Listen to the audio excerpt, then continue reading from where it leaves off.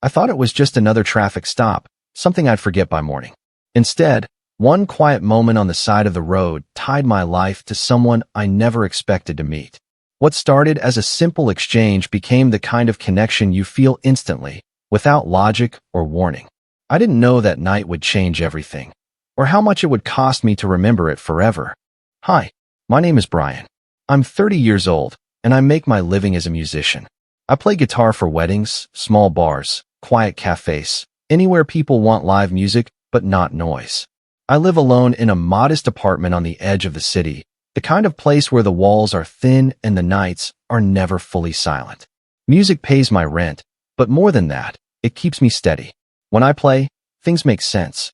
Most of my days start late.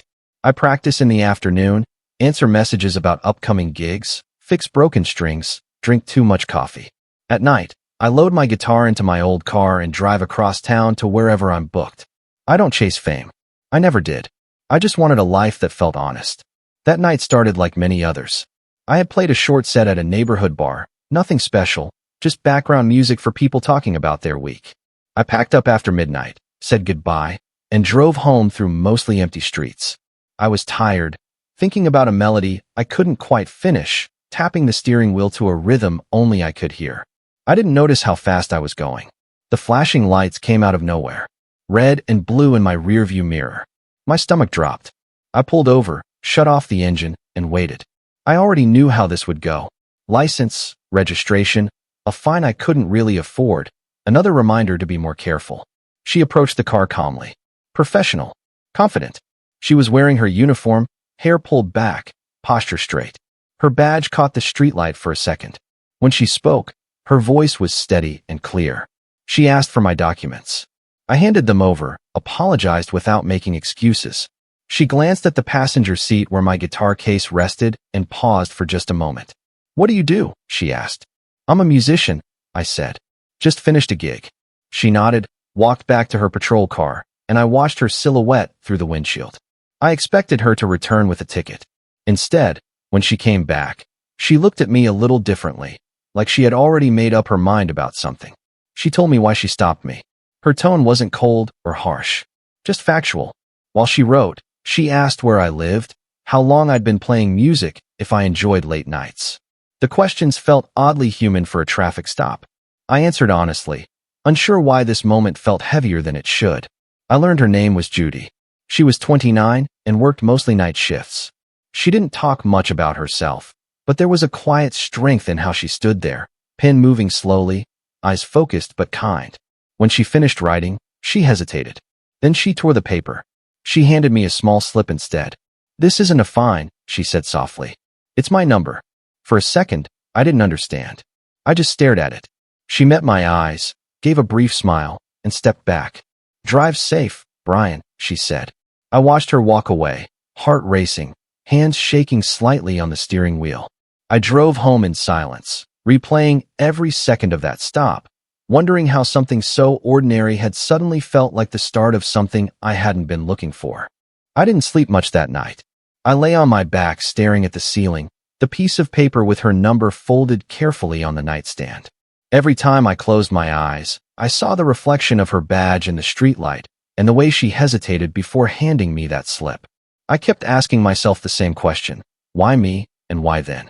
By morning, the city sounded different. Cars passed below my window. Someone argued on a balcony across the street. A siren wailed somewhere far away.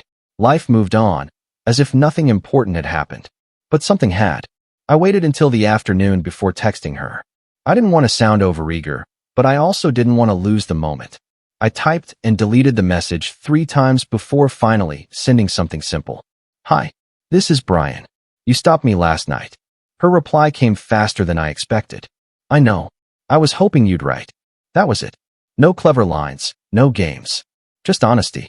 We started exchanging short messages. She was on duty that night and said she might not answer right away. I told her I had rehearsal later and another small gig scheduled for the weekend. Somehow, even the boring details felt important. Over the next few days, we talked whenever our schedules allowed. Sometimes it was just a few messages. Other times, longer conversations late at night. She told me she'd been a police officer for almost 7 years. She worked nights because she preferred the quiet, because fewer people tried to prove something after dark. I told her about my music, about how I'd once tried to chase something bigger and failed, and how I'd learned to be okay with that. We met for the first time outside of that roadside stop on a Tuesday evening. A small cafe near the river, open late, warm lights in the windows. I arrived early, nervous in a way I hadn't felt in years. When she walked in, wearing jeans and a simple jacket instead of her uniform, I barely recognized her, and yet knew instantly it was her. We talked for hours. About nothing and everything. About how strange it felt to meet someone by accident, and how rare it was to feel understood so quickly. There was no rush, no pressure. Just two people leaning forward across a small table, listening carefully. After that, seeing each other became part of our routines. Coffee after her shift. Late dinners after my gigs. Walks through quiet streets when neither of us wanted to go home yet. She would sit on a stool at the back of the bar while I played, watching quietly, never interrupting. I noticed she always stayed until the very end. She worried about me driving home late. I worried about her answering calls alone at night. We never said it out loud, but the fear lived between us, unspoken and present. One evening, she invited me to her apartment. It was clean, simple, carefully organized. Everything had its place. She laughed when I noticed, and said her job had trained her to control what she could. We cooked something basic, burned it slightly, and laughed more than we should have. That night, lying beside her, I realized how deeply she had already settled into my life. Not loudly, not dramatically, but steadily. Like music you don't notice at first, until the silence feels wrong without it. Weeks passed, then months. Summer edged toward fall. I wrote new songs, softer ones. She listened to every version, always honest, always present. Sometimes she came home exhausted, shoulders tense, eyes tired. I learned when to ask questions and when to just sit with her. She told me about a call that had stayed with her, about the weight of decisions made in seconds. I told her about the fear of failing again, of waking up one day with nothing to show for all the years I'd played. We held each other through those confessions, never promising more than we could give. The night before everything changed, she stayed over at my place. We talked about plans that weren't really plans yet. Maybe a short trip someday. Maybe her coming to more of my shows. Maybe nothing more than the next week.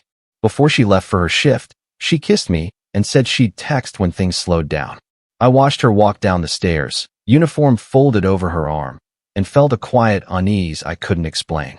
I picked up my guitar and played until my fingers hurt, trying to push the feeling away. I didn't know it then, but that was the last normal night of my life. By the time autumn settled in, Judy and I had stopped calling what we had a coincidence.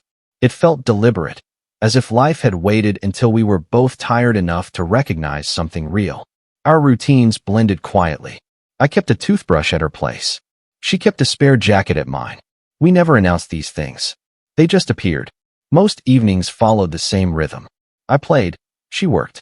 When I finished a set, I checked my phone for a short message from her. Sometimes it was just one line telling me she was safe.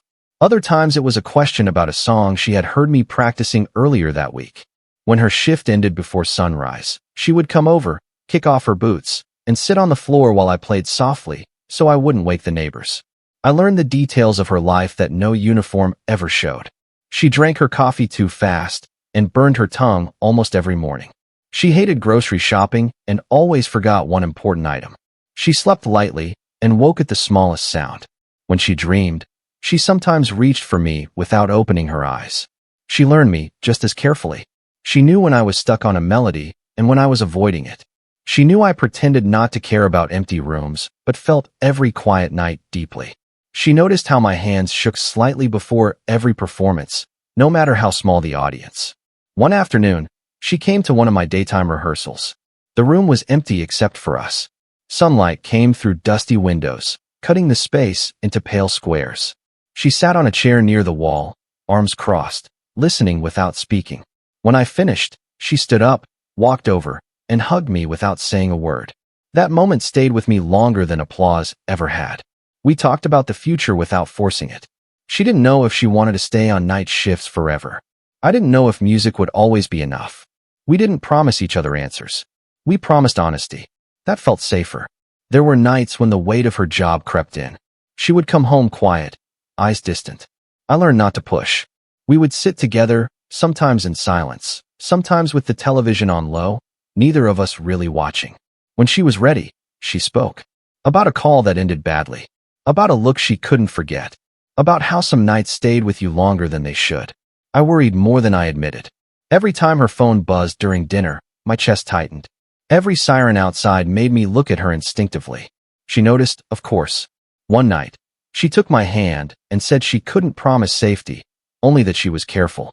I nodded, knowing that wasn't enough, but accepting it anyway. She came to more of my shows. Sat in the same spot every time. When I looked up and saw her, the room felt warmer.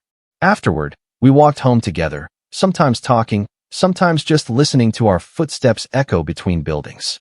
Those walks felt like something I wanted to remember forever. Late one night, after a shift that ran longer than usual, she lay awake beside me and told me she was scared of losing things that mattered. I told her I already knew what that felt like. We held each other tighter, not dramatic, just present, as if staying still could hold time and place. The night before everything broke, she cooked dinner at my place. It was nothing special, pasta and a simple sauce. We ate at the small table by the window. She laughed when I spilled water and teased me for being clumsy. I told her about a new song idea. She said she wanted to hear it when it was finished. Before she left for her shift, she stood by the door longer than usual. She adjusted her jacket, checked her phone, then kissed me softly. "Text me when you get home," she said, even though I was already home. I promised I would.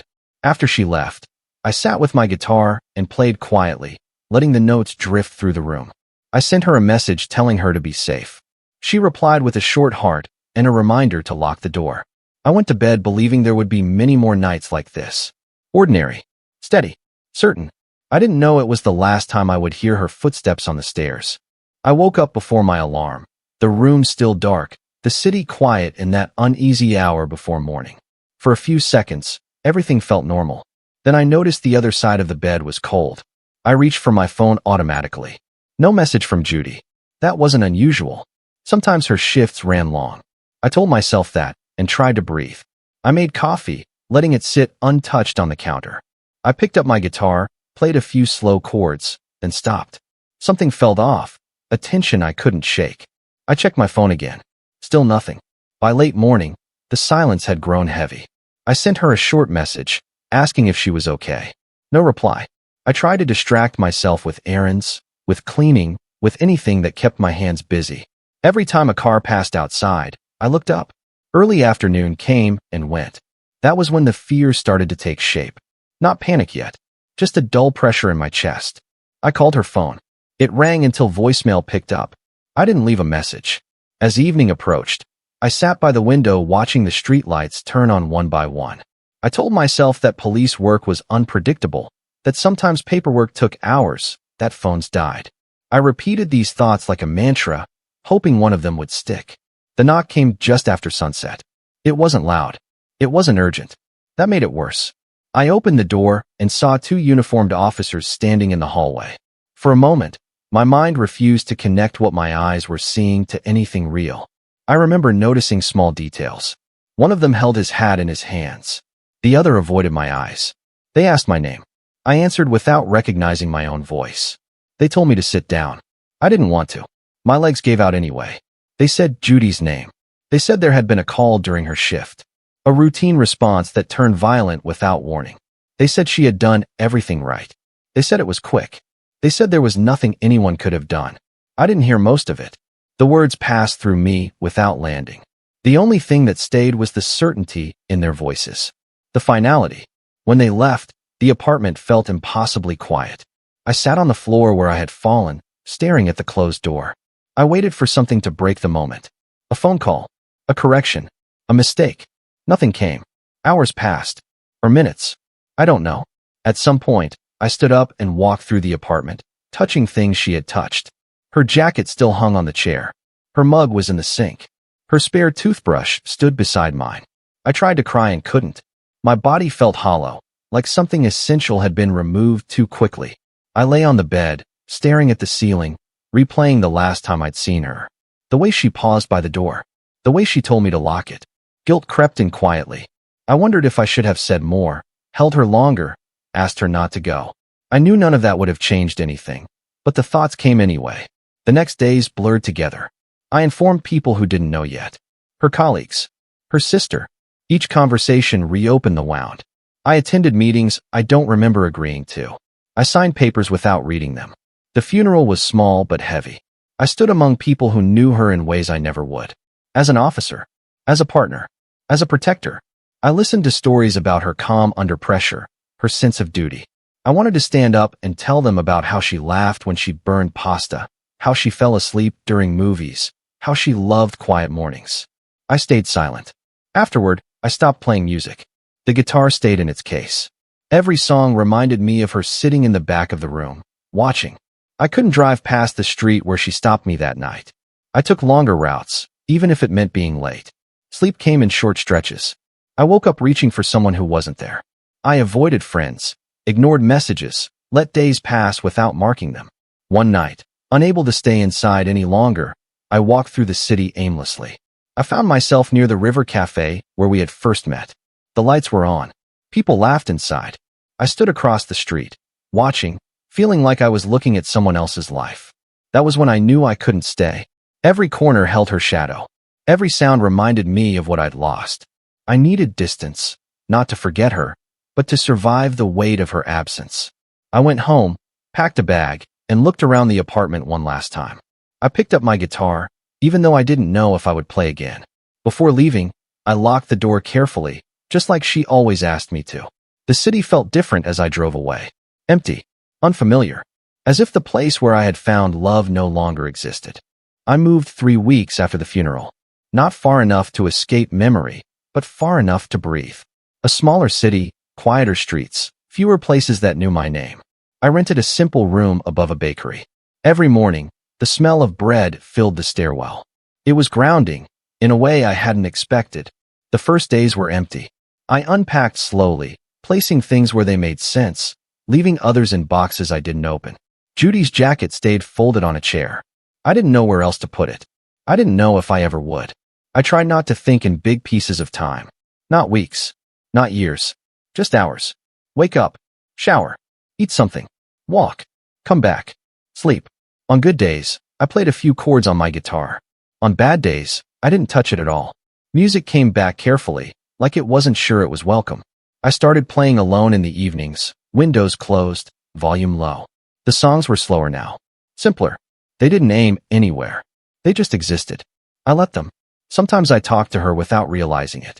I would catch myself thinking, Judy would like this place, or Judy would hate this weather.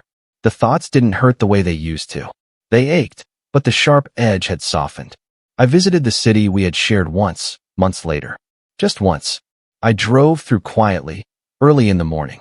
I didn't stop at the bar where I used to play. I didn't go to the cafe. I parked near the street where she had pulled me over that night. It looked ordinary, a stretch of road like any other. Cars passed without slowing. I stood there for a while, hands in my pockets, and realized something simple and final. That place had given me everything it could. It didn't owe me anything else. Before leaving, I took out my phone and listened to the last voicemail she had ever left me. Just her voice saying she was running late and that she hoped I was sleeping already. I didn't cry. I smiled, softly, and put the phone away. Back in my new city, I found a small venue looking for live music on weekends. I agreed to play once a week. Nothing big. No announcements. Just sound in a room. The first night, my hands shook. Then they didn't. People listened. Some didn't. It didn't matter. I played anyway. One evening, after finishing a set, a woman approached and told me my music felt honest. I thanked her and packed up. I wasn't looking for anything. I wasn't closed off either. I was just present. That was how it ended. I didn't forget Judy. I never will. She became part of the way I listen, the way I pause, the way I choose what matters. The stop that brought us together didn't just change my life. It defined it. I stayed a musician. I stayed alive. I learned that some loves aren't meant to last long, but they last forever anyway. And when I drive at night now, I slow down at intersections. Not out of fear, but out of respect. For her.